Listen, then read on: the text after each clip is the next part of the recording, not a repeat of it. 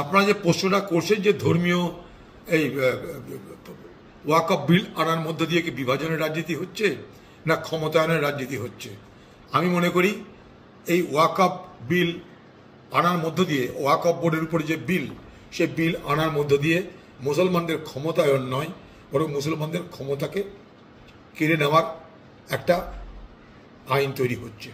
এটা কোনো দরকার ছিল না।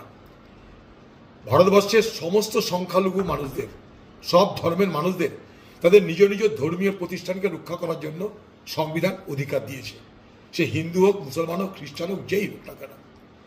আমি শুধু ছোট্ট করে বলবো, কারণ এই বিষয়টা অনেক বড়, যে একটা বাইটে এই বিষয়টাকে কভার করা সম্ভব নয়।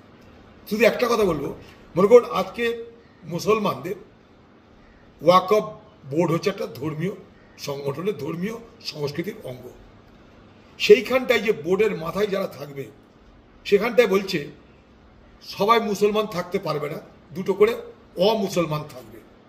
আমি ছোট করে বলি আপনাদের, মনে করুন ভারতবর্ষের তিরুপতি মন্দিরের ট্রাস্টে যদি বলা হয় কালকে যে ভাই সব হিন্দু থাকবে না, সেখানে দুটো করে মুসলমান থাকবে, তো মেনে নিবে কি কেউ বলুন?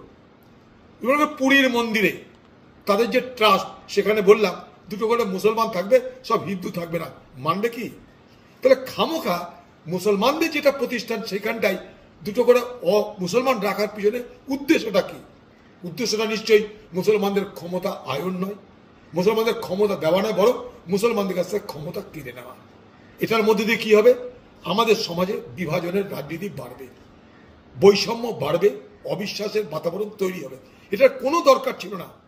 ভারতবর্ষের কেউ বলেনি সরকারকে ভাই ওয়াকফ বোর্ডকে সংশোধন না করলে দেশের রসাতলে যাবে, দেশের মাথায় বজ্রপাত হবে, কেউ বলেনি।